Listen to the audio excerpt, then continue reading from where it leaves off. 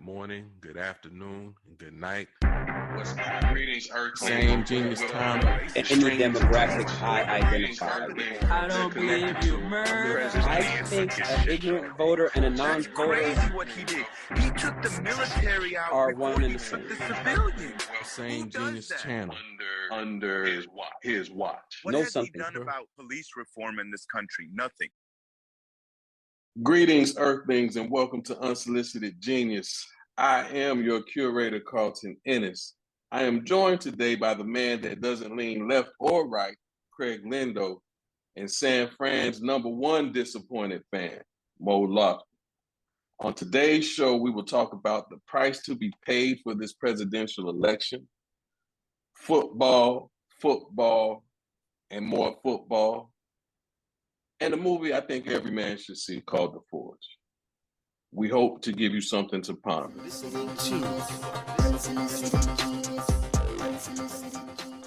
Gentlemen, it has been all summer. What is up? Long time no chatter, at least in the podcast space. What's happening? What's going on? Nothing. Hoping my Monday Night Miracles work out so I can win my fantasy game. All right. That's something to hope for. Between sky and earth, dog. I hear you. So I'll start with you, Craig.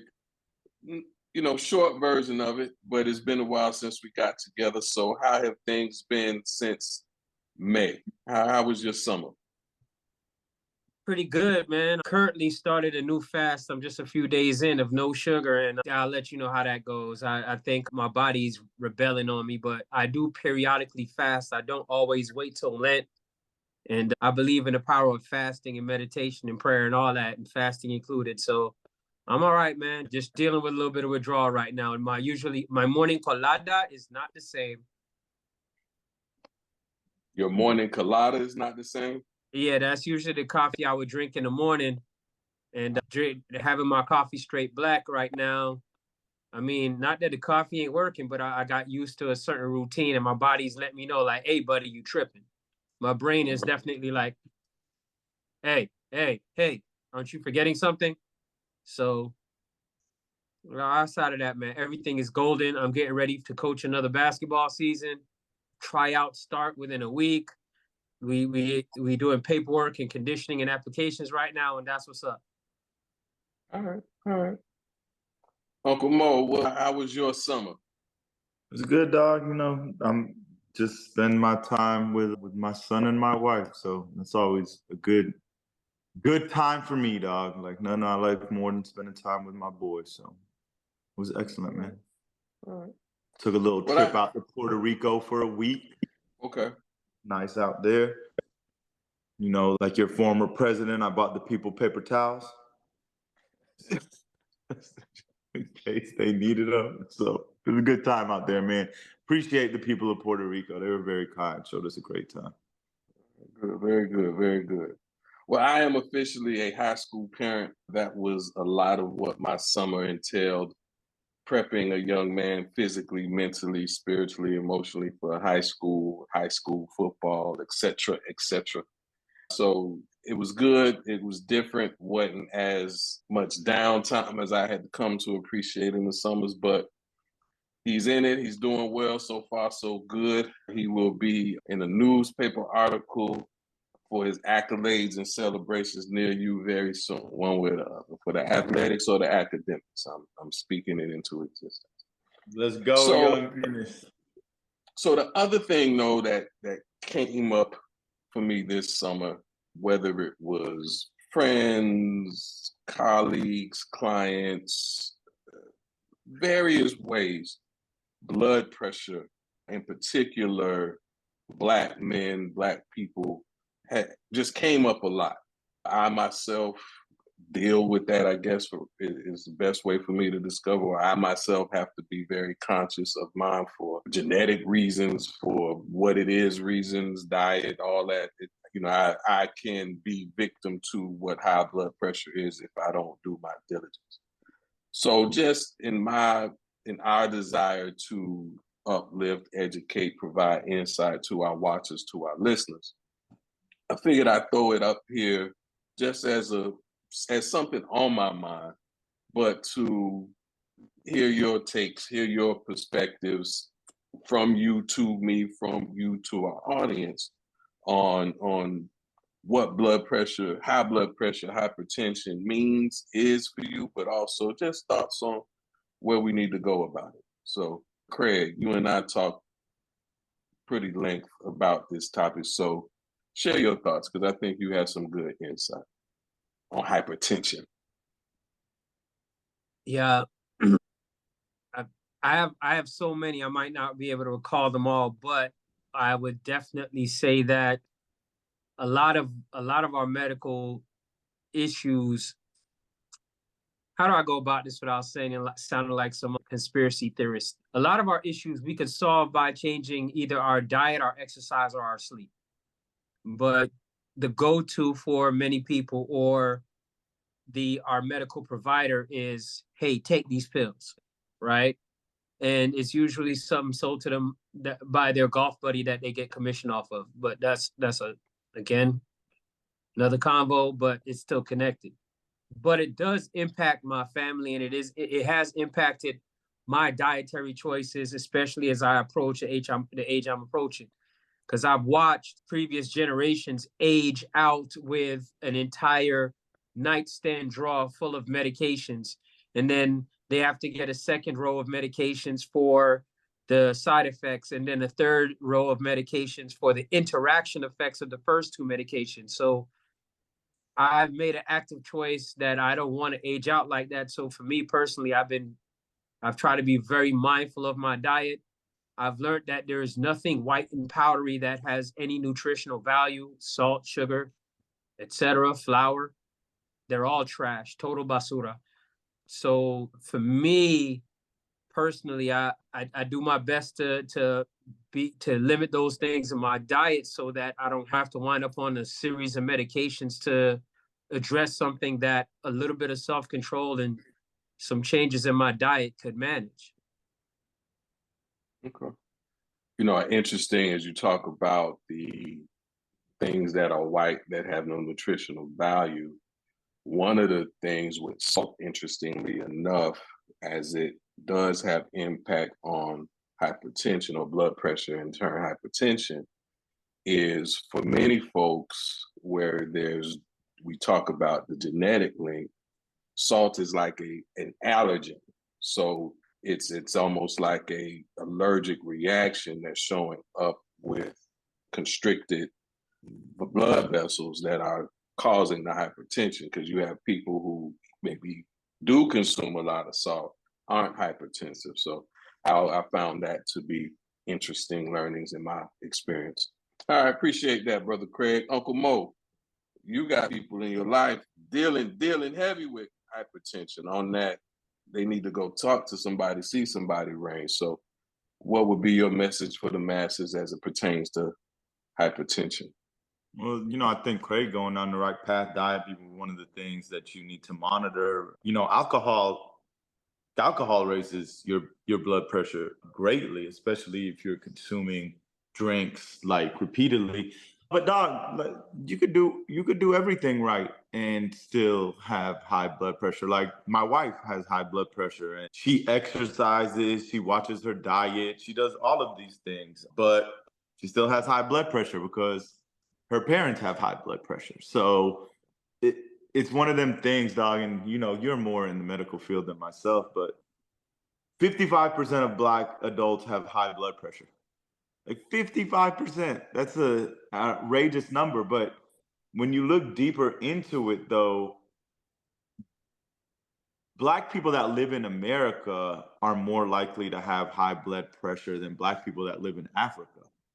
So it makes me wonder, does the environment or the lifestyle or something's going on in this country, because Blacks that are in Africa don't have this level of high blood pressure that we see in America for African Americans. So nobody really knows, man. I was looking it up and I didn't see anything like conclusive. There's a lot of theories out there on it, but that one really stuck out to me because it makes me believe that something in our environment or in the food that we're consuming here or the lifestyle that we're living here leads Black people to be more susceptible to have higher blood pressure in this country, which is interesting, man. Like, I wonder what it is, because no one can really put their finger on it. Well, I think Craig is emphasizing food and food diet, the quality of the food, the ingredients in the food, the types of food, the meat, the dairy. It's a range of things in diet that, you know, in U.S. as a country, diet tends to be But worse, why is it more fatty. prevalent in one race versus the others? Because the other Well, races are consuming the same foods. No, we're still eating Babylon food. We're still eating the oppressors' food. We're still on their diet in their medical system that's not, just like the legal system, is not designed for us. But yeah, it's hitting us hard. They're eating that food too.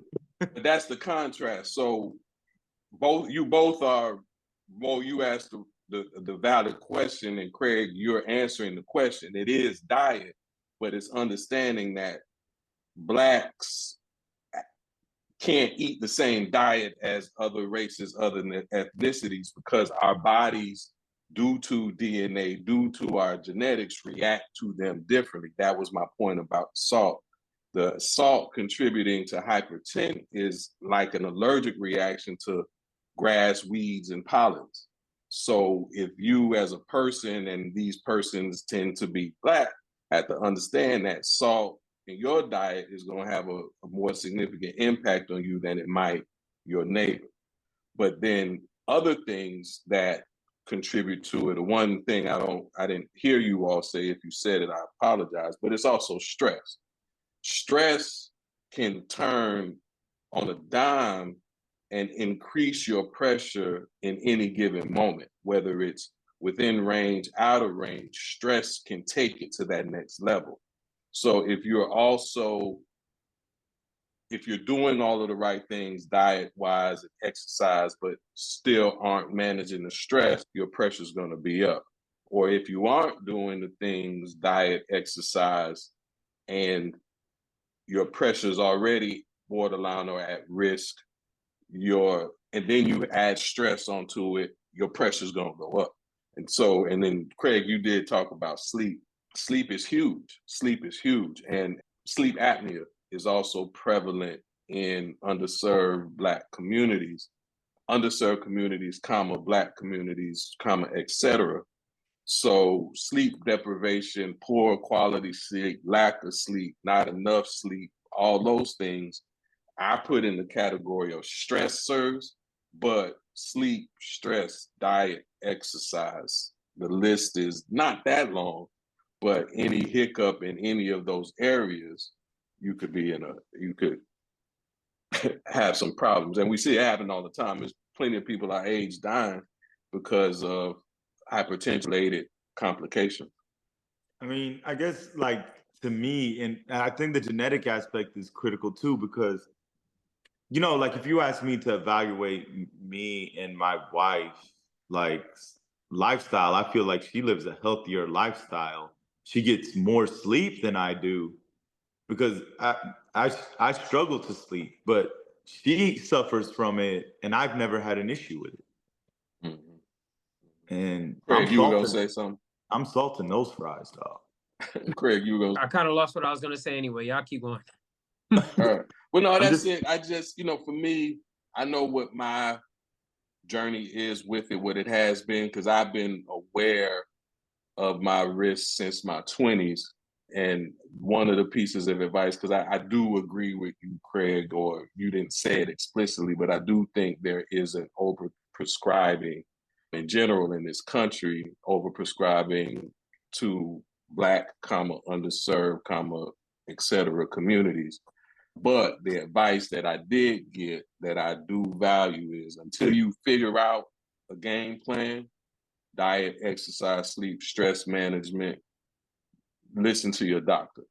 Because nothing, for sure, do nothing, and you will do yourself into a heap of problems. And check it. You can buy a blood pressure monitor. I have mine. You could check it at any day, time, any moment that you need to just make sure you're clear on where you are. I remember one of the things I was going to say. We also have to think how so many of the ingredients and food preparation habits and preservation habits that are okay here are banned for the most part in the rest of the world, developed or not developed. And as a part of the continuing grift, because everything that has been monetized in the US is some kind of hustle or grift, there's 260 names for sugar or something like that. Just because every time we as the public catch on to one and start to change our behavior and use it less, they switch up the name and use a different name for sugar on the product or something like that. And it's the constant, and not to mention the companies that own the food companies are also paying into political PACs and lobby groups to keep laws changed and to keep things, and to keep business funneling their way, to keep us in a state where we need healthcare. Yeah. I mean, I agree with him about dog, some of the food and how they're preserving it. Like, there's no way food should last that long. Like, I would encourage people to buy as much fresh foods as they possibly or as their income allows. Goody Mob, right? CeeLo. They think they slick by making this bullshit affordable. So that part is definitely true. And in terms of the medicine, and this is true for all people in America, and I can't speak to the rest of the world because we grew up in America, but whether you're white, black, or Hispanic in this country, any medicine they give you, man, is designed to keep you moving. It's not designed to fix the problem. Like, there's no money in the cure. It keeps you in a certain state and it keeps you dependent on it. And I definitely agree with Craig on that aspect of it, because why would any pharmaceutical company ever want to give you the cure for high blood pressure, for example, when they could just keep you on this shit for the rest of your life? I'll add to that. No, not only are they not motivated to provide cure, they're not motivated to provide prevention. No, they want to keep you dependent on the medicine. That's where the money's at. The like more every you good buy dope of boy. it, yeah, like they want you taking it every day and then going to refill it and just keep coming back. That's where the money's at. Dope dealer 101. Mm-hmm. My unsolicited advice is often stay out of the prison system and stay out of the healthcare system. So, all right. So thank y'all for indulging my mind, my discussion. We could talk all day about health and wealth, mental, physical, emotional health, wealth. I have a feeling we're going to be coming back to that. See, we got future weeks. Presidential election coming up in a couple, not even a month and some weeks now. Where do I even begin? We had a long summer. A lot happened this summer. I'll just spit out what jumps out for me about it, and then I'll open the floor up for the two of you to have dialogue or discussion. But since we last got together, Joe Biden stopped being our candidate. We did the Kamala swap. Trump got shot once, and then apparently this weekend, their second attempt. And how you define attempt, I guess we'll all learn, being that the assailant he got shot at, but he didn't take a shot. And then it's just the vitriol. There's the manipulation, the lies, the answering the questions, the not answering the questions. Kamala, I feel, had a better debate than Trump, but I don't know that she answered 2/3 of the questions that the moderators asked her. I get it. All of this stuff they do is strategic. Trump is mean. J.D. Vance is weird.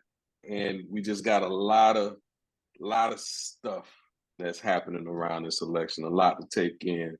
And when I hear people, the pundits, say that this is the most important election in our history, we got, as a country, we're young, but we got a history. And so I wonder, is it the most important election in our history? I don't know.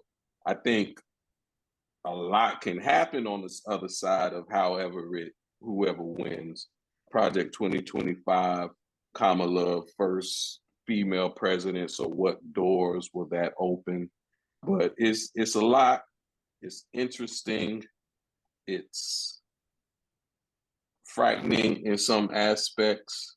It's concerning when I hear what people say, when I really think about what it is people are supporting. When I watch Fox News, it's so strange how I watched this thing, I watched this debate. If I turn on Fox, turn on CNN, two starkly different media represented perspectives, not saying either one is right, either one is wrong, but whether or not it's the most important election that we've had in my lifetime, it is definitely the weirdest. So I'll stop on that, and then I'll start with you, Uncle Mo. What are your reactions? What have they been based on where we are with the 2024 election? Well, you know, man, every news outlet has their bias, but nothing, like I'll say it, man, nothing is worse than Fox News. Fox News is not even reporting anymore on what they see. They're just going to paint the narrative they want you to have and try to rile up the base that watches their news and takes their word at the gospel. You were talking about Harris, man. She didn't answer. You said, what percentage did you say she? I don't think she. I said 2/3. She didn't answer. Oh, I think it might be even higher than that. But dog, for the first time in a long time, I feel like the Democrats are playing to win. And they realize now that this election isn't about policy, man. It has nothing to do with policy. Trump, during the debate, one of the most telling moments in the debate was when they asked him about his health care plan. I don't know if you remember this. And he said, it's in the works. This is this man's third time running for president, and he still can't give you a health care plan because he has no health care plan, because he recognizes that I don't need to have a health care plan. All I need to do is rile up enough people to get behind me and to become the president of the United States.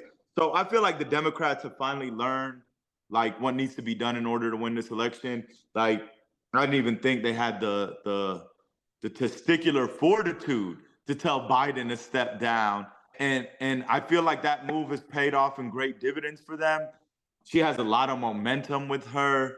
I thought she was excellent in the debate from the perspective of she knew how to trigger him, man. Like, she knew the key words to get him riled up. And, you know, when she started talking about the size of the rally, you know, when she went there, he couldn't control himself. He just couldn't help himself.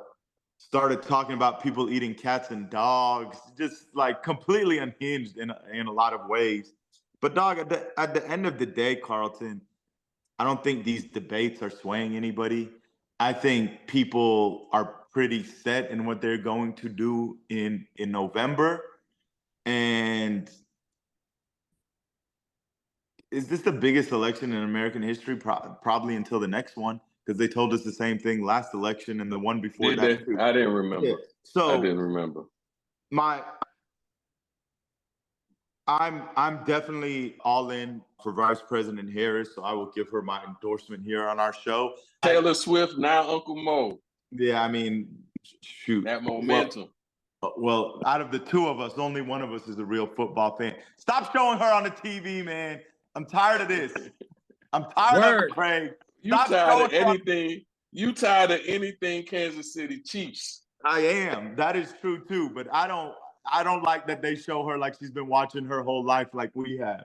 So, but my worry is always going to be the same worry. She's a black woman running in America. Like, if you, in my opinion, if you went on qualification and merit, this shouldn't even be a competition.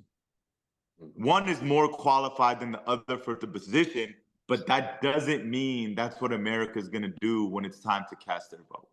So I'm optimistic, but I'm also pessimistic, because until I see it, it's kind of hard for me to believe, man. So I would like to see her win, but I'm nervous. I'm nervous. So, Craig, as I said in the intro, you lean left nor right, and you I think on this show in life provide that unmanipulated perspective. If I have a better word for it, I'll use it. But you're not swayed by Fox or CNN. So share with us what you see when you hear or see things like the eating of the pets, when you hear the back and forth, it's a name, I'm gonna call it with a one comma, little comma, the fact that the Democrats didn't, that she wasn't elected and instead was appointed, it's a lot. So when you look from that straight and narrow center, or for you, maybe not even the center, probably somewhere out of space looking down on it all, what are you seeing? What does Craig say? What give us some Lindo logic. Man, I will definitely, I try to be uninfluenced. I try to be as clear-headed as possible. I try. Some days I'm better than others. I will say that as somebody that has been voting since 1996, I don't remember if they said it during the 1996 election, but every election since has been the most important election in U.S. history. Yeah, that's what they said. Every single one. Until the next one, right, Craig? Okay. Without fail, it is a pickup line that I guess has been working, that they keep coming back to it. I think that fair and unbiased media is dead, speaking a little bit to what Mo talked about. From a U.S. citizen's perspective, we like to look at other people's media in their nations and talk about their state-run media. We have state-run media to some extent also. The people that run our media in other countries, we call them oligarchs, and they run our media. The same handful of people run all the stations that, in some cases, appear to be arguing with each other. And they're all buddies with Epstein, but whatever. The fair and unbiased media is dead. Yeah. Right? I agree that the Dems appear to be playing a little bit harder hardball now, but it looks like they have to. Yeah, but it also looks like they have to come off of their soapbox to do it. So it makes them look like they're, leaving some of their quote unquote morals behind. But it's the real winner in all this is the political PACs that fund her or fund either side. That's who's really winning in the end. Like, it's not the people at all. Not even close. It's the people that are donating to the PACs and donated to their campaigns. And those are the people that they're beholden to or enslaved to after they get into office. And those are the people that feel and see the most significant change after these presidents get involved, get elected or selected or put in place or whatever the proper word is at this point in U.S. history. And that's why Trump has no plan, because he's got to go back to whoever's pulling his strings and say, okay, what do you want me to do?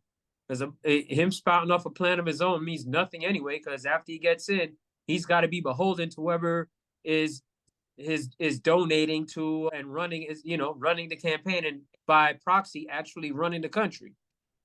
So my thing, man, is I'm not influenced by any of these news outlets, because when you watch them, you see the slant that they have, the agenda that they have. Fox is just like, we don't give an F. We're just coming out here and telling you what we want you to believe. CNN tries to be more covert with it. But my thing is, man, and Craig and Carlton, I just look at this election and it's about the candidates. It's not about a party, because I don't care about the Democrats. I don't care about the Republican Party. I just look at the two candidates. And if you want to take the position that both of them are evil or whatever position you want to take, one of them to me morally is bankrupt. And I'm not talking about like his bankruptcies that literally, he's morally bankrupt. His character to me is flawed. I can never get behind that, because when I look at him, man, my first thought is like, who would want their kid to grow up to be like this man? He's a narcissist, he's a sexist, he's a racist, and these are just my opinions. but I can't ever pull in that direction. I can't ever pull in that direction. So, when I go to the polls and I have to vote, my vote is very much so for Vice President Harris, but it's also very much against the candidate that she's running against. I can totally understand that. To bring up a cliche analogy, metaphor, whatever that has been used before, I still think it's two wings on the same bird. The right wing, the left wing still connects to the same body. It's just that what we 48 laws of power reference here, we have the perception of choice. And so you get to choose the more brash, more crass, or the person with more tact and etiquette. But either way, that center body that is funding them, the agenda is going to get through. It's just going to be, you choose how palatable it is. That's what you're voting for. People will pull his strings, man. And the Project 2025 is not acceptable to me. So there's no scenario where I'm down for that. The other thing I'm not down for, man, is, anybody, whether Democrat, Republican, Independent, if you stand up there and you say something like you believe and you want to give the police full immunity, I'm wholeheartedly against that, man. Like, you'll never garner my support. I don't care what party you're part of. I don't care what race you are, because in my mind, nobody is above being held accountable for their actions, including the police. So if you stand up there and you tell me you want to give them full immunity, I'm definitely good on that. I got a question. A part of me thinks this dude is running for office again because he's trying to keep his behind out of prison with all these convictions he got lined up and probably more coming. So he's trying to find a way that he could executive order himself out of prison. What are your thoughts on that? The problem for him is, unless he's up for federal charges, you can't give, even as president, you can only give immunity for federal charges.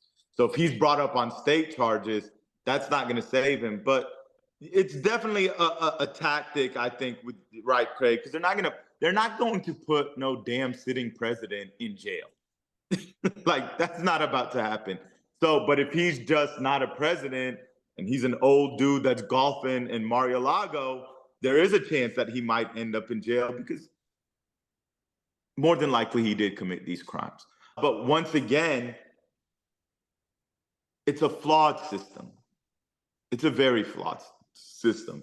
And even for the people that feel like they're choosing between the lesser of two evils, one of those wings, Craig, is beyond corrupt.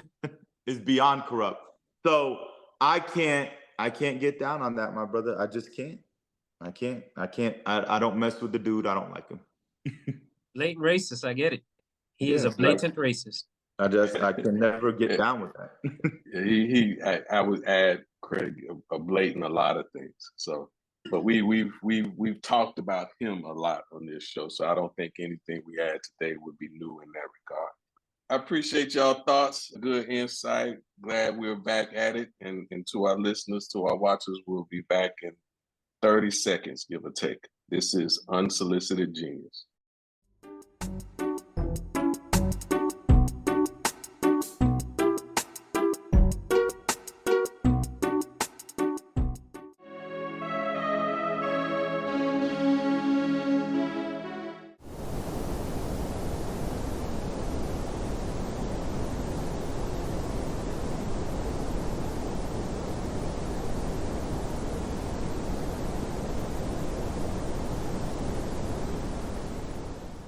Welcome back. This is Unsolicited Genius, the podcast show.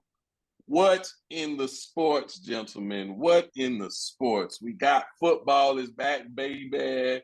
Football is back. I don't have my sound effect thing, but we back in football season. Long gone is that boycott, I guess. All right. So what boycott? Where y'all want to start? We got college, we got pro, we've had a summer and a couple games to react to. What's heaviest on your thoughts? College or NFL? Where we want to start? NFL, man, because the Gators are garbage. All right. But so FSU is garbager. You sure about that? So we don't know that. We don't know. You sure about TBD. that? We may have to wait till Thanksgiving to see, because even if we have one win and we have one, they have none, it's still TBD, man.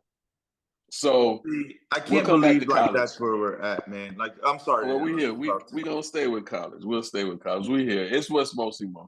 So talk No, I'm Gators. just Gators saying, suck. like, this man Gators just suck. said we might have one win going into the FSU game. One Yeah, win. Who we gonna We be? used to be the mighty Gators. Who we gonna be? Now we're not the mighty Gators anymore. We're everybody's homecoming. The thing that bothers me even more is how long the path out is gonna have to be. You know, who we are and how we're showing up. You're not gonna fix it overnight. So we're going to be dealing with this longer. I'm sorry, man. I'm passionate about this. Our coach shouldn't be coaching NCAA 25 playing the video game. He's running which is live. with this elementary offense, which is trash. And then in the SEC, he somehow forgot, like, you need an O-line and a D-line to be successful, because we get pushed around like it's nothing, man. Like, we are constantly getting pushed around. That's what we've become. Just garbage. Absolute trash, man. And I can't believe, like, Carlton, I never thought in my life I'd see the Gators. We're not better than Vanderbilt. They're an academic school, dog. We are not better than the Vanderbilt Commodores. We're not better than the Kentucky Wild. Dog, Kentucky just played Georgia to a 1-point game. Hard. In what world do you see the Florida Gators playing Georgia to a 1-point game? When I'm asleep. We need, man, dog, for the sake of our viewers, we just need to move on to the NFL, because the Gators are irrelevant. I want to give some context. So I just pulled up the SEC. We are Georgia's irrelevant. at top. Georgia's at top. They 3-0 on the season, 1-0 on the SEC. After Georgia, you got LSU, Texas A&M, South Carolina, Alabama, Missouri, Oklahoma, Ole Miss, Tennessee, UT. This is not in ranking order. This is just, I'm naming the teams. You got Arkansas, Auburn, Vanderbilt, Mississippi State, Florida Gators, Kentucky Wildcats. Who we gonna beat? Who on that list is the University of Florida, located in Gainesville, Florida? Who are they gonna beat? Nobody. We have a stretch of games, Carlton, where we play Georgia and then go to Texas. They're number 1 and 2 in the country. Then we got Ole Miss in that stretch. We got Tennessee. Those are 4 of the top 10 teams in the country. 4 of the top 10. After the party, it's the hotel lobby. So, not to mention, 3 there's a a.m. might have strong been possibility that UCF might leave a palm print on the derriere. We got to play UCF. If your life was on the line, Craig, and you had to bet on that game, you're going to put your money on UCF? I would. Dude, UCF is going to go into Gainesville, Carlton, and they're going to beat us. And they're going to do one of those things where they go to the middle of the field and they're going to plant their flag in the middle of our field. Oh, we better get ejected. We better get the spot. What? Who? Craig, I was being generous, man. I was being generous. Unless the fans would have to. We better get disqualified. We better have some suspensions in the game. Gators aside, what are you enjoying from this year's college football season? Well, I don't think it's like kicked into high gear yet. The team that impresses me the most so far is probably Texas, but they just lost their quarterback. But I'm excited to see what Arch Manning does. They lost the quarterback and they gained the quarterback through their loss. Because I mean, you see how fast he is? Yeah, man, it's impressive. But is he the fastest Manning? Quinn Ewers is nice too. So, well, dude, Ewers is nice, but Manning looked good. And Craig, they said his father was the better athlete. He had a neck injury in high school. He played wide receiver. Was a runner. Archie was a runner. So they said his dad was a receiver in college, Carlton. Yeah. His dad was a wide receiver. I thought he got injured in high school. I think didn't know. he played college football. I'll look it up right now. But I I've didn't never seen a realize Manny run that fast. The sleeper team to me he was is, gone. and I think they're going to go undefeated because their schedule is easy. It is, and I hate to say it, is Miami. It's Miami. Cam Ward looks nice, and Miami with that schedule, I feel like they can. They're easily going to make the playoff. You mean the football school that's been in a basketball conference for 21 years and ain't win it yet? Yeah, they're going to win it this year though. Yeah, everybody else is down bad. They better. It's the year to do it. In the words of Lupe Fiasco, man, it hurts me so. It hurts me so. Well, I like the fact that at least there's one state of Florida school still in the top 10. But I got to talk some, for the people that come at me at work, at the water cooler or otherwise. But I still cheer for the schools in the state of Florida unless they play us. You know what I mean? Unless they play. That include FSU?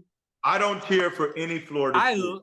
Well, not right now, not this year. Like right now, I collect Seminole tears in a beer glass, in a chilled beer glass, and I drink them. And I mean, it tastes so good. Look, we're only one game better than them right now, but that's good enough for me. I love seeing them complain, squirm, and kick. Yes, there's a couple mature fans out there that give me like mature responses, and I don't need to talk to them right now. I like the ones that are squirming and kicking and complaining right now. And you know what? Because they appear to be in more misery than we are. So I take comfort in their misery. Their tears taste great. Cooper Manning had a full ride to Ole Miss to play receiver, but during the summer camp, they diagnosed him with spinal stenosis, and he retired. Okay. Yeah. Before he ever got to play a game. Hear me on this theory. Florida and Gators and Seminoles are so bad right now that the game might actually be good. I'm not watching that shit. It might actually be a competitive game because they're equally basura. This weekend, Craig, I was like, I can watch the Gators or take my son to watch Transformers. And it was an easy choice. We were eating popcorn. We were loving life. And Carlton was giving me updates. And I was like, thank you. Thank you for the decision I made. I felt like it was one of the better decisions I've made. I feel like we're both so equally yoked this year. It might be a good game. And I don't know what the hell you're talking about. I don't cheer for no Florida schools to do well, especially when we're this trash. I don't want Miami to win this championship. I just respect like how they look on the field. I can't stand Florida State. Dude, Tennessee just had 65 points at halftime for their last game. Imagine what these boys are going to do to us, man. With joy, with great joy. We haven't scored, Carlton. We haven't scored 65 points this season. It's still early, but since we're talking about it, who do you have as front runner for the ship based on what you've seen through the top three teams I've games? Seen so far? The top three for me would be Texas, Georgia. I hate to say it. My top five would be Texas, Georgia, Alabama. Tennessee looks good, man, but I want to see them in a big game against a team, and see if their defense holds up. So I would go Texas, Alabama, Georgia, Tennessee, Miami, man. Those to me right now look like the five teams that stick out in my mind. Ohio State looks good, but I don't know if I trust Ohio State when these games are big. Ryan Day's kind of struggled with that.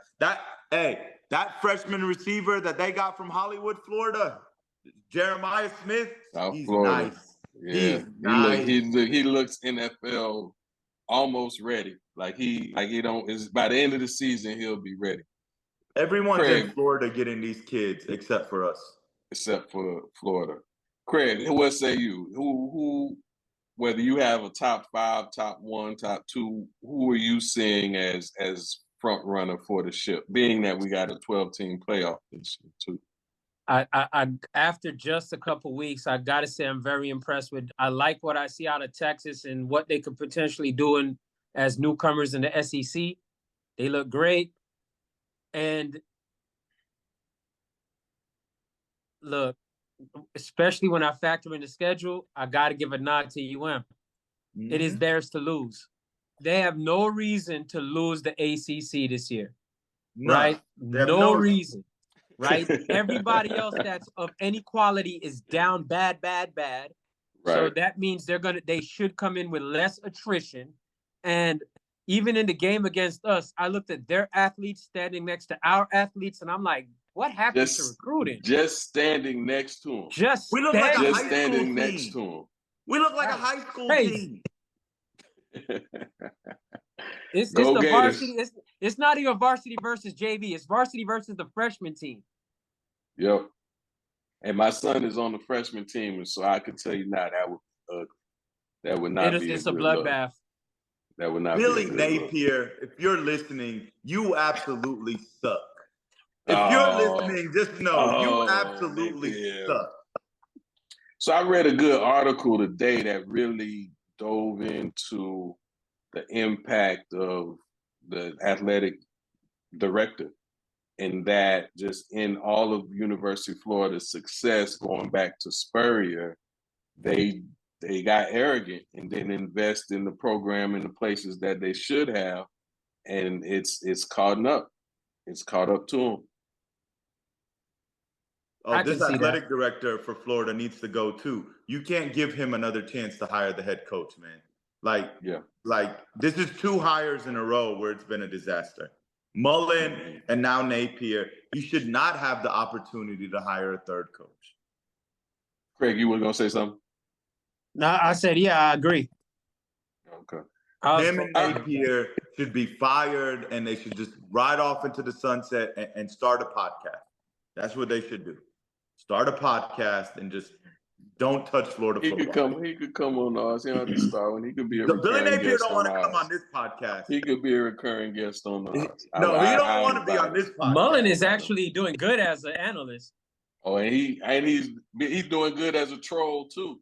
Hey man, something about Dan. Tell me if y'all boys agree with this. Something about Dan Mullen's face just wants to make me just punch him. He has like one of them punchable, like arrogant, like douchebag faces where you're like, I just want to punch you. When I see him on Saturday, I'll report back. Tell him what I said, please. I'll report back. All right, so now let's talk NFLs. Where to even be? By New York Giants, I just put it on the table. We're ridiculous. We scored more touchdowns than our opponent, still managed to lose the game. Saquon is in Philadelphia balling. Head coach calling the offense clearly might be in over his head. Defensive coordinator is great from the red zone, but he just giving it up any which way. However, from 20 to 20. Sam Darnold had a 99-yard touchdown drive. Like, I know athletes and players matter, but come on, coach. What are we talking about? So ownership seems to be agitated, but these are his people, the GM, the coaches. So my franchise sucks. I will always be a Giants fan. I ain't going nowhere. But the product that they're putting on the television screen is poor. That's my soapbox. Thank you for attending my New York Giant TED Talk. Other NFL reactions and thoughts. Man, my first reaction is Carlton want to talk about all the most irrelevant teams tonight. The Gators, the Giants. Like, no one gives a crap about these teams. It means something to us, man.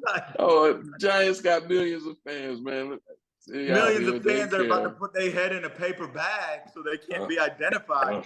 Daniel Jones is the 2 worst quarterbacks in the NFL right now are Daniel Jones and Will Levis. Because I don't know what Will Levis is doing. Jones looked better. I have no idea what he's. Jones, offensive line, wide receivers had 2 critical drops, but the running game, the offense looked better. We scored 3 touchdowns. Now, that speaks to our opponent, whatever, but we scored 3 touchdowns. But our kicker got hurt on an opening kickoff that got taken back that ultimately didn't even count. So we scored 3 touchdowns. They score none. We still lose the game. So that is the New York Giants way. So Jones looked better. Defense looked worse, way worse. Let's talk about some teams that are competing, man. I just like to say the Raiders found a way to win. The Raiders found a way to win. The Raiders found a way to Baltimore win. being 0-2 is shocking. I'm so tired of the Chiefs, man. Like 4th and 16, it was a pass interference, but like the way they win these games is just like aggravating at this point. My Niners were absolute garbage in Minnesota last night. Yesterday was so many upsets, man. Like the Saints walked into Dallas and just stomped a mud hole in the Cowboys. But we all like that. The Raiders went into Baltimore and beat them. San Francisco lost to Minnesota. Dude, this is going to sound crazy, but the team that looks the best so far is the New Orleans Saints. Like they're beating the crap out of people. And Alvin Kamara looks like he's 25 years old all of a sudden. So, and you know who else looks good? Baker Mayfield, baby. Baker Mayfield. Baker Mayfield right now looks like the MVP. Like, dude, this is unbelievable, Craig. What would Cleveland give to get rid of Deshaun Watson and have Baker Mayfield back at this point? Talk about missing your ex. No. You know what they would give Craig? They would trade a massage with a happy ending to get. You see what I did there? Nice. Baker has. You roll for that. Baker has a QB rating of 129. You giving Joe more work? You see his message? Joe like that joke. He might keep it in. Baker. Dog, Deshaun Watson, what are you doing, bro? He can't play. It's like he forgot how to play football. Dude, the other thing I want to talk about real quick is some of these coaches, man, Carlton and Craig, they're just too cute for their own good. Like, I don't know what I want to bring up something that happened on Sunday that's just shocking. Jonathan Taylor, who in the game against the Packers had like 125 yards through 3 quarters, right? His coach inexplicably doesn't let him play any of the 4th quarter, Craig and Carlton. And when asked why today, he goes, he's not injured. We just were down and we had to throw the ball. So he puts in listen to this, Craig. He puts in a running back who has 7 career catches, and his drop rate for passes is 50%. Meaning 50% of the time they throw him the ball, he drops the ball. Why are you taking out your $13 million quarterback for a guy who can't catch a cold? Like, I don't understand what's going through some of these coaches' heads, man. It's baffling to me. You know, like, they know more than us. They know the X's and O's, but some of them just lack common sense, like just pure common sense. There has to be information we don't know behind that, bro. I don't know. Because when I say it out loud, it sounds crazy. Yes, it does. Yeah. I didn't say he didn't get a carry. He didn't play one play in the 4th quarter. Not one play. You know, what that takes me to, Mo, and speak to the relevancy of my team as much as you want, but as you all know, they had their offseason. They were the Hard Knocks offseason. And we got to see into the thinking that went into the Saquon decision. And again, the X's and O's of it, the dollars and most of the cents of it say that you do this, you do that, et cetera, et cetera. But the Hard Knocks, we don't see a decision that the year before where they went with Daniel Jones, they paid Jones instead of Saquon. They know everything. They got the job. They got the experience. They hire a Billy Napier for whatever rationale. I bring in the ADs and Florida back in the discussion. But some things you can't print on a piece of paper. You really just got to think your way through it. And so I think whether it's from the GMs, the owners, the coaches, what I've seen this season, it's not all, it is the players, but that ain't all the players. Y'all, I just want to front give you a quick office, back office. update. Y'all got to do better. Y'all got to do better. Saquon has 39 yards on 4 carries already tonight. Quick update. Joe, I know you're listening, man. Do me a favor, man. You need to have like a siren to warn the people that Carlton's about to talk about losing teams. Like, there needs to be like a warning, like something to let the people know that he's about to talk about the Giants or the We only one game behind the 49ers, man. The Giants. What are you talking about? But no, you don't believe you're going to end up there. Nobody believes you're ending up one game behind. Can I give a shout out to an undefeated team? You're a losing team. We're one game behind y'all. Who? I want to give a shout out to an undefeated team. I get it 2-0, but it's a little bit of bias here. I got to shout out Miramar, Florida, Broward County, Florida. Miramar High School's own Geno Smith has the Seattle Seahawks at 2-0. Makes me sick. Shout out Miramar High. I don't care. Oh, they're about to be 3-0 because they're playing Miami at home, and Tua's not going to be playing. Skylar Thompson or whatever his name is, he's garbage, and they're about to be 3-0, Craig. Let's go Miramar Patriots. They're about to be 3-0. Tight work. Shout out to Miramar. Shout out to the mighty Miami Northern Senior High Vikings, 3-0. Just smashed Northwestern. Just smashed Northwestern. Look at this dude trying to appeal to OJ. Good job. Good job. Shout out. Shout out. Shout out, Juice. All right, what else NFL? A lot of injuries. The injuries are so crucial, man. Cooper Kupp. The Rams have lost Cooper Kupp and Puka Nacua. The Niners are down McCaffrey and Debo. Tua's going to be out for a minute. Isaiah Pacheco just got hurt for a minute. Hey, man, shout out Isaiah Pacheco. I could watch that dude run all day. Craig, he run like he just missed the school bus and he worried his mama going to whoop his ass if he don't get to school. So he's chasing that bus.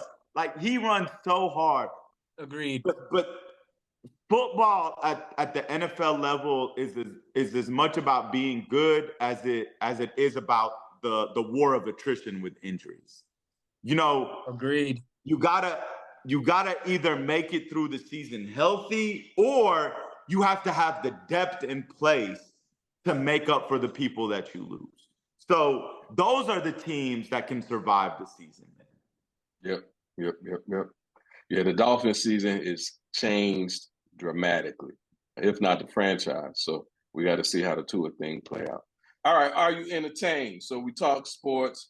Let's talk entertainment. We had a whole summer to listen to stuff, watch stuff, read stuff. Mo, you mentioned the Transformers, so I want to come back to that. But first and foremost, what have you all been listening to? What struck you over the summer that you would like to highlight? Besides the beef with Drake and Kendrick continued.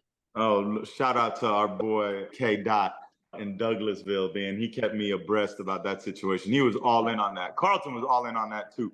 For me, man, you know, I don't know if I've said this on the show, but Carlton knows this about me. I love fantasy football. So I spent a lot of my summer listening to fantasy football podcasts to prepare myself for these drafts, because preparation is everything in my mind.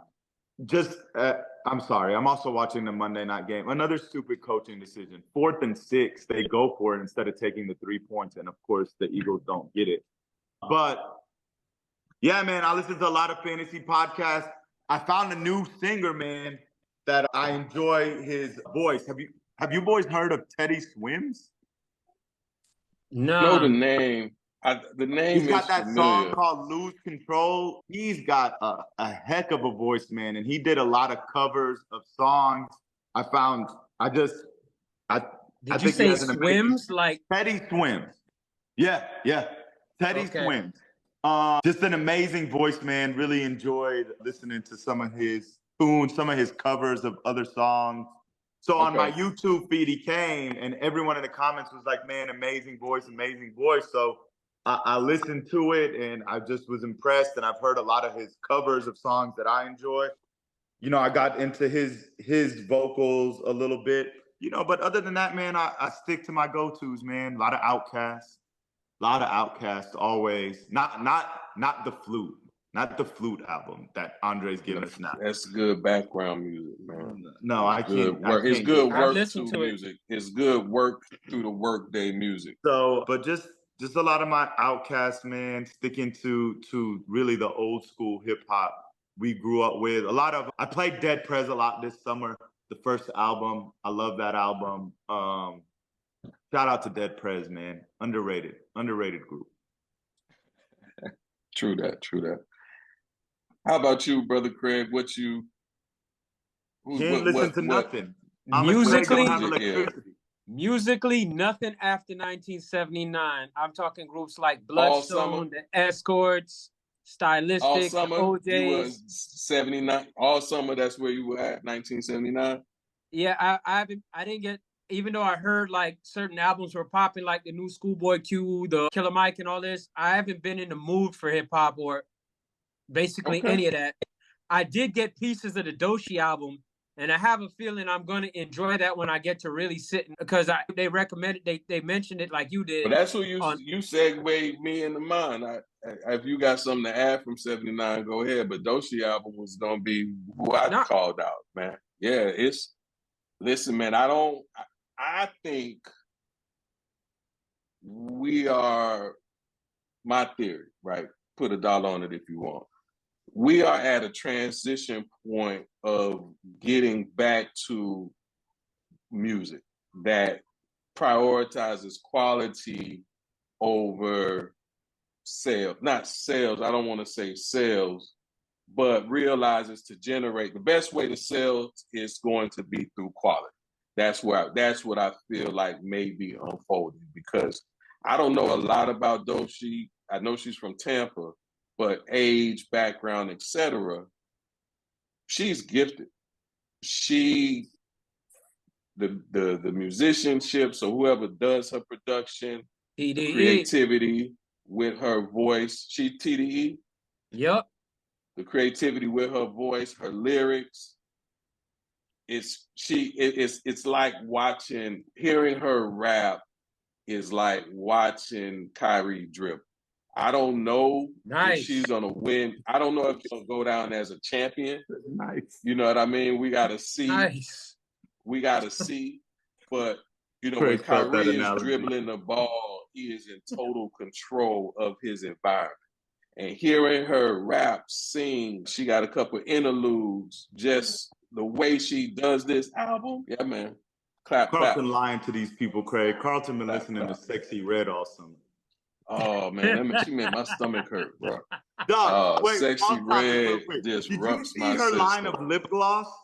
Oh God, no. Oh man, Dude, yeah. who named? My question. Tell me your red flag without saying I'm a red flag.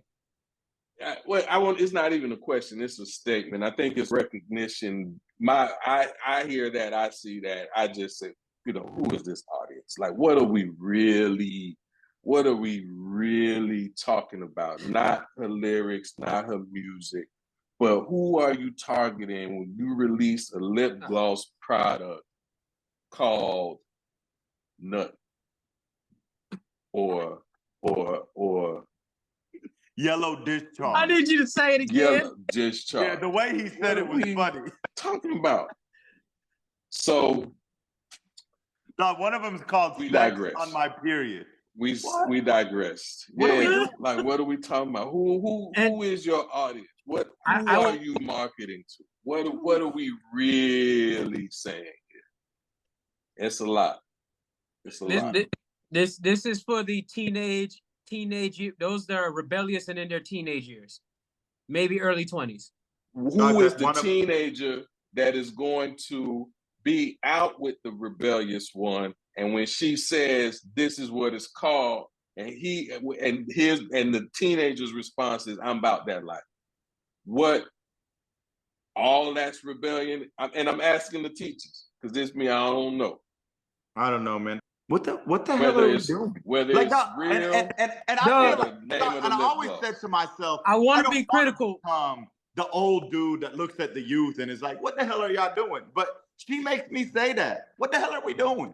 What are we doing? I mean, that I was about to go there. I want to push back, but I also was actively out dancing to pop that coochie until I was in a sweat. Hey, hold on now, Craig. Some of them songs are catchy now. Some of them songs are catchy. I mean, I was dripping in sweat, so I want to push back, but I mean, I want to say get off my lawn, but meh. No, not get off the lawn. Okay. I always like to state this, man. I am beyond thrilled that Sexy Red is making her money, but I just can't relate to that, man. I can't relate to that. I'm a big champion of any young Black woman, Black man getting their money, and she's definitely getting her money, but I can't relate. Two, I just can't condone that, dog. I just can't. I'll just wrap by saying this: as far as musically, I'll probably enjoy Doshi when I get back into listening to hip hop. I'm just not there right now. Just like how I did Rhapsody. These other ones in between, they're not. Man, there's people that said they're not for me. The new You're talking LL specifically. It's hard. I haven't heard it. I can't wait to hear it because everyone says it's hard. Yeah. Who? So Craig, question. LL got a new album. I heard. So Craig, question. When you said, as you mentioned Rhapsody, so when you talk about rappers come back to or can't do, are you speaking male, female, or are you talking about this generation of rapper? First of all, I look for hip hop over rap, and if to distinguish, like, what's the Sexy Red doesn't do hip hop. She does rap in my world. I don't see her as a hip hop artist. What I've already heard from Doshi, what I heard from Rhapsody, they can do hip hop. And especially since Doshi was giving all them boom bap beats, she's definitely doing hip hop. She's doing those are very classic sounding boom bap style beats, like backpackers would love. Like, make me dust off my JanSport and put it on again and walk around with a composition book, feeling like I should write every 15 minutes again. Like, that's the energy she was giving. That's what she got. And that's what I want to listen to. I don't want to listen to this rest of the stuff. I don't want to listen to rap. I want hip hop. Rakim did an album, and Rakim old, but that album's hot.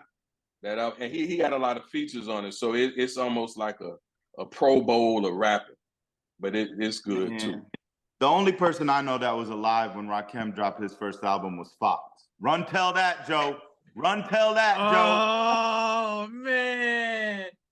Oh, strays. Oh man, that's not even a stray. Yeah, we gotta get Fox on here. He's down in South Florida, Dade County specifically, doing some things. So we gotta get him to come and talk about. Oh, I joke on our dog, but our dog is big time. Our dog is big time. But America, I'm gonna tell you now, if Fox come on this show, just get ready for a level of grumpiness you ain't never seen. We'll make sure he take his grumpy medicine. Drink some water, get a good night's sleep. We got to make sure it's not during football season because we know where he is with the Cowboys, and then make sure it's not a cloudy day because anything could trigger him. You know what I'm saying? So, all right. So that's triggered on a sunny day. So what have you all watched? So listen to some good stuff. Long summer. What did you watch? What caught your eye as the opportunity presented this summer? And I'll just speak on what you want me to speak on, man. We just saw Transformers because I chose that over the damn Gators, and I'm very happy with my choice. Hey, man, that Transformers was live. Like, the animation was so fresh. The story of how Optimus Prime and Megatron were boys at first and how it went sideways. Just super dope storytelling, man. With beautiful animation. I went with my wife, my son, and my sister. We thoroughly enjoyed it, man. Dog, I don't know if I said this before, but there's something to me that will always be nostalgic about going to the movies to see a good movie, to be in the theater with that buttery ass popcorn when they've layered that butter nice, sneaking the candy in, Craig. With a good Coke. It's something that I will always love, man. Like, I will always love. Even though it cost me $125, going to the movies is like going to Disney when we were kids now. It's unbelievable. But I love going to the movies with my son and my wife, man. It's like one of my favorite things in the world to do, especially now that they got them seats that recline. So hard not to fall asleep sometimes at this age with that reclining seat. But I highly recommend, if you have a child, or even if you don't have a child, if you grew up on Transformers, I highly recommend this movie to y'all. I received, because mind you, Mo plays it down, but I know his life and lifestyle. So the movie is not officially out yet. So he and his entire family were able to get to the Hollywood type in Atlanta type pre-screening of Transformers with the recline seats. So I had questions because I grew up on it, and I'm anticipating the 20th, and he already talking about it. I'm like, that's how he got me. That's how I had the lunchbox. I was looking at my calendar, planning out my weekend ahead, and I was like, I thought it was the 20th. He's like, no, I had the lunchbox. I had the underwear. Like, I know it's the 20th, and I'm like, how he saw it? Optimus Prime is my dude, Craig. Like, I mess with Optimus. Right. No hate. No hate for me. All right. I'm looking forward to catching that, Uncle Mo. I am. Okay. But as far as how I spent the summer rewatching anime, and I'm seeing it differently because some of my life choices have changed over the last few months. And so some of the things that I used to watch with a cloudy state of mind, I'm watching with a clear state of mind. And I'm catching things that are on the second and third time around. One of the things was an anime series called Hunter x Hunter. And the different story arcs, I would like to say, if I over summarize it or over simplify it, that what initially hooked me was I related to the main character's daddy issues, / abandonment issues, and it kind of reeled me in after that and got caught into the other aspects of it. So as far as what I've been watching, I rewatched Hunter x Hunter and loved it. The ending could have been better, but like most series, by the time you get to the end, you might get disappointed. So that was my little vibe. And I did watch Brotherhood, Full Alchemist, but like Hunter x Hunter really had me this past summer. That work. I get it. I dig it. I like it. I've made myself a little note. I'm gonna check out Daniel Jones highlight tape. It only took him a couple of minutes to get through the whole thing. The entire summer, because he had moments over the course of one season, but we digress. So I played in and out of series. Watched House of Dragons. That was probably my beginning of the summer watching. And I got away from watching anything episode by episode, but so I let a few episodes lapse, but then the spoilers was getting out of hand. So I watched maybe the first 3, took a break, watched the next set, and then watched the seasonality in real time. So I had a little excitement there, not just binging stuff and waiting a week to see what happened. But my add to the thought tank is the movie The Forge. I was gifted the opportunity to coordinate and facilitate a retreat for some Black healthcare leaders in Atlanta. And the previewing assignment was The Forge. And it is it's a PG spiritual movie, so not what I would typically go to the theater to see, but to have gone with my son, my mother, my family, I really, thought it was an excellently told story. Traditional young man starting at the low, and we watch his journey to his climb. That's the base plot, but in it his journey up included love from men, leaders, father figures, not Hollywood related. So men who were sensitive, men who did listen, men who did cry, men who owned their mistakes.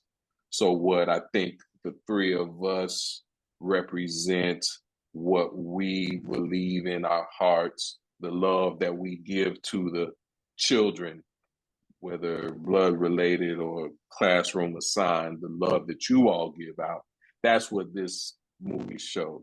And I was glad to be able to see it with my son, because it is indicative of struggle that every young man is going to encounter at some point.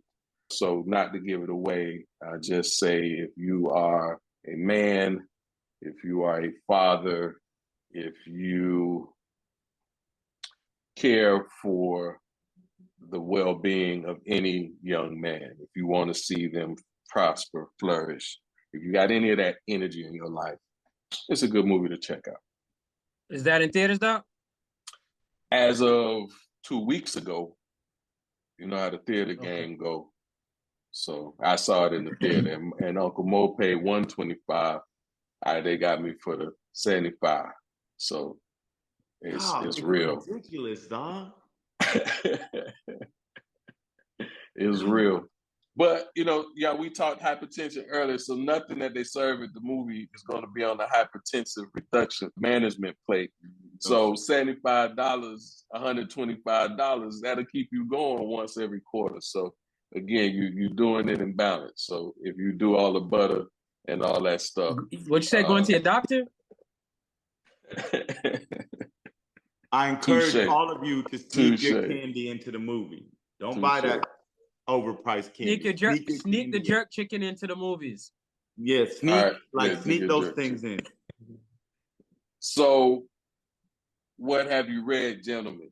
And we're gonna start with you, Uncle Craig. You had the summer. What you got? I'm currently reading Energy Squared by Pam Grout. I'm just a little bit into it.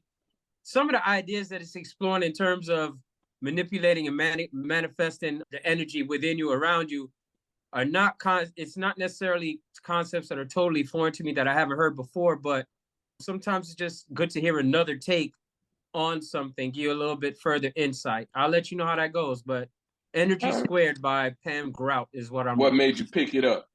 A conversation with a friend. I mean, honestly, I never heard of Pam Grout before, and I was gonna go right back to. I was just gonna jump into some Eckhart Tolle, but you know, the person that made a good point to me in a conversation, and based on that point, that gave them enough credit for me to take a recommendation from them. All right, touche. All right, Uncle Mo, what about you? What did you consume via text? Well, summer? recently, man, I've been doing some research on some African medieval empires, the Mali Empire, the Ghana Empire, and the Songhai Empire. Just trying to seek more knowledge on those empires, man. And you know, there's all these myths about Africa back in the day about Africans have always been poor and all of this stuff. I mean, these empires had some, the Mali Empire, for example, had Mansa Musa, who you could argue was the richest man in the history of the world. This man was giving out gold bars to homeless people. So just been doing a little bit of research on that. You know, it's hard to find a lot of information on those empires because they didn't write down their history. Their history was kind of passed down through storytelling. And the problem with storytelling is, when the people die off, the history goes with it. So it's been a challenge to find information on those empires. So if anybody out there can steer me in the right direction, I'd greatly appreciate that. But fascinating empires, man, that, it's funny we're talking about hypertension because one of the things that they had that was scarce back then was salt. And salt was highly coveted during their time. They had salt and gold, and they taxed people for the right to enter and basically leave if they wanted to have access to those resources. But, the positive was they got money from people that came in to get access to those resources. The negative was, once they opened the doors to the Europeans and they showed what they had, the Europeans, the colonizers they were back in that day, said, why pay the tax when I could just take it for myself? So double-edged sword. But fascinating empires, man. I'd encourage anybody to learn about them. Just a different perspective and view on, the history of Africa. Man, in the textbook that we use, on these three empires, they don't even have half a page. They have 6 sentences for all 3 empires. So, I'm an individual that's determined to teach a factual history. So I get into the rabbit hole, like researching these things and trying to learn more about them to paint a perspective that's actually realistic and not based on like foolishness. So that's what I dig it. All right. My add to the reading list, Braiding Sweetgrass by Robin Wall Kimmerer. She is a Native American born Northeast region. I'd do a disservice if I attempted to say her tribe, but in the New York area, New York State area, but born, raised in her community as close to what they've represented over the lineage of her tribe. But she's also a botanist, science active, PhD trained professor botanist, which was for her to enroll in college from her upbringing. Botany was almost a trauma, a shock to her natural system, but she viewed it as her calling. There was a reason she was there. And so she's paired her life with the natural beauty connection with nature of her people with what science knows and how science functions. And this book particularly is a series of essays. So chapter 1 is an essay, 2 is an essay. They're not on a timeline.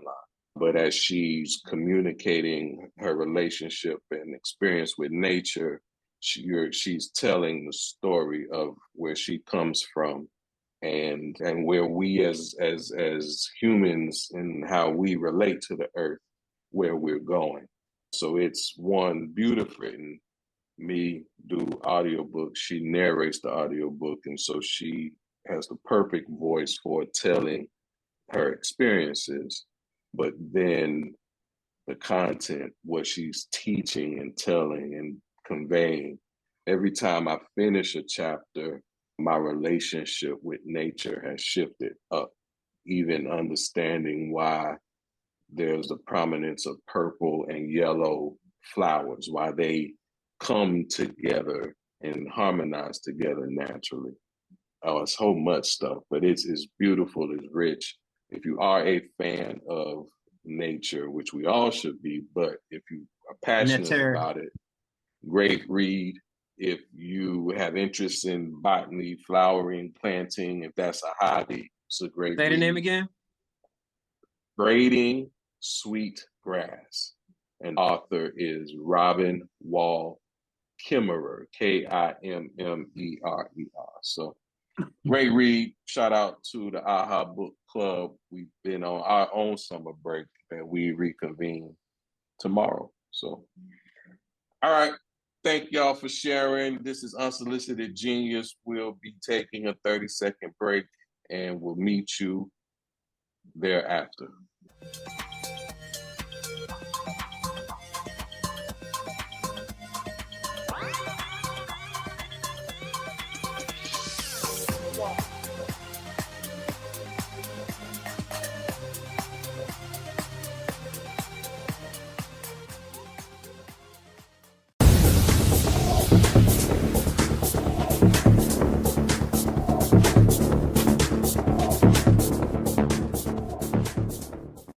Welcome back to Unsolicited Genius. Few announcements, things to talk about before we get you all up out of here. Do not forget to like, subscribe, and follow. We're on Instagram, YouTube, Facebook. I'm on LinkedIn. Everybody's on LinkedIn. Where else? TikTok. I think we're gonna exit X. We're gonna exit X. Twitter. It's just an unsafe space. There's too much shock.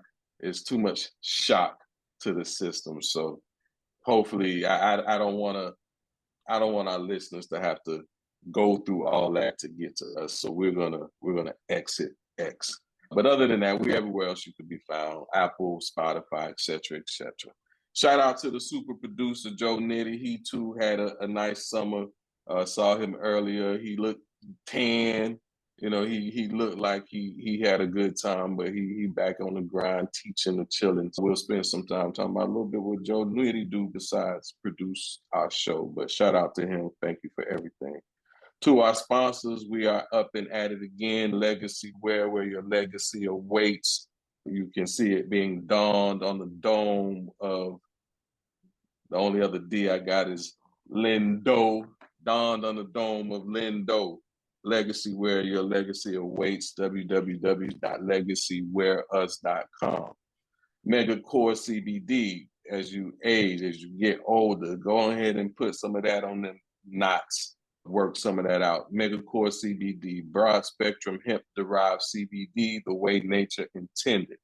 Learn more about them and what they do at www.megacorecbd, like the alphabets.com. Shout out to Aura Rainwater, Hydrate and Elevate. Learn more about what they do, www.aurarainwater.com. And my announcement to the listeners, to the audience, Carlton Ennis Coaching is now Unsolicited Genius Coaching and Consulting Services. Unsolicited Genius is no longer the podcast show. It is a consciousness company. You are watching our podcast show, but Unsolicited Genius has expanded, is expanding, and bringing hope to the world. So check it out, check us out, learn more about all of that at www.unsolicitedgenius.com. All right, Uncle Mo, Brother Craig, shout outs. Craig, who you got? Who's on your mind? Definitely Legacy Wear by us. Like, shout outs for holding the brother down with a crown. I love it. All the parents out there, man, just with the back to school thing, I know it ain't easy. And so just shout outs there and there. And shout outs to everybody else dealing with the age and the aging of loved ones and having to watch it and trying to find the strength to process it. That's where I'm at. Amen, he said. Uncle Mo, what you got? Shout out to our producer, man, and just, to everyone else, man. Like, life has its ups and downs. Just know the downs don't last, and the sun will rise, and tomorrow will be a better day. So keep pushing. Earlier, I gave a shout out to Miami Norland Senior High, home of the Mighty Vikings. I will see you all soon. But I am a high school parent now, so shout out to the Round Rock Dragons. Rawr. They don't do that, but what dragons do? They got bells and make noises and stuff. But anyway, shout out to the Round Rock Dragons. They too are undefeated, 3-0. And that boy is coming. He on the freshman team today, but he coming for y'all. Keep an eye out. Keep an eye out. All right, thoughts of genius.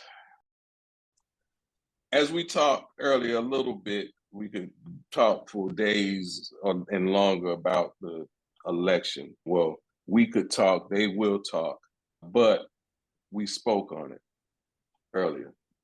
And without question, where I sit, we have a contrast in candidates, male, female, woman versus man, black, white, majority, minority, married to a white male, married to an immigrant, poor middle class, born wealthy, HBCU, Ivy, younger, older, East Coast, West Coast.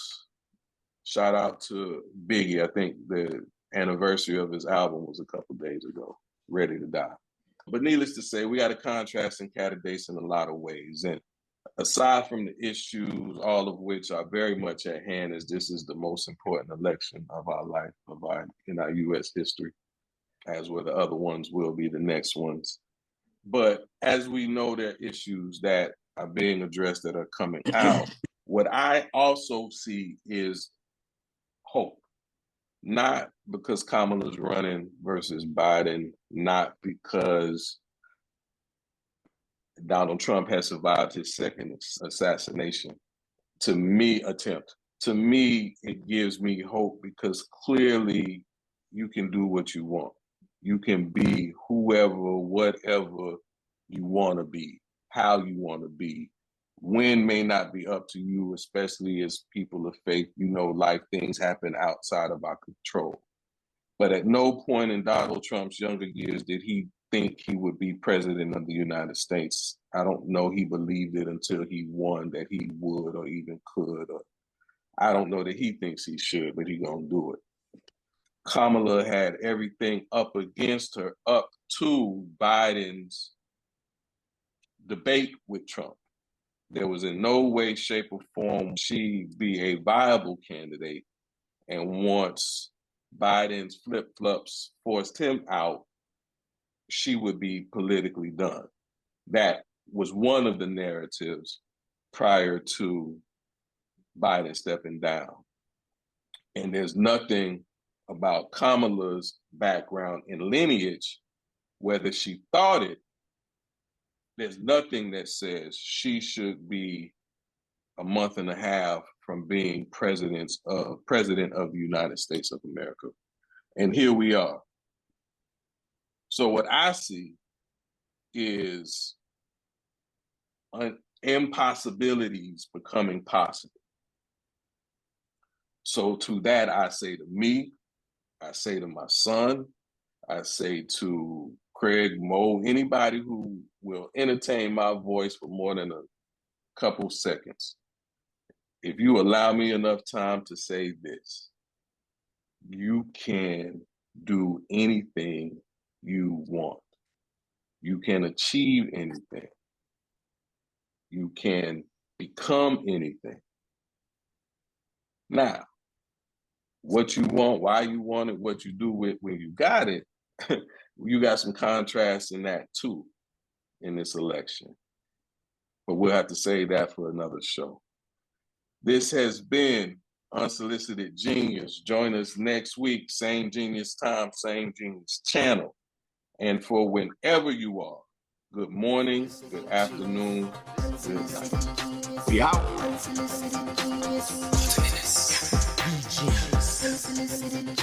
Craig D. Molat.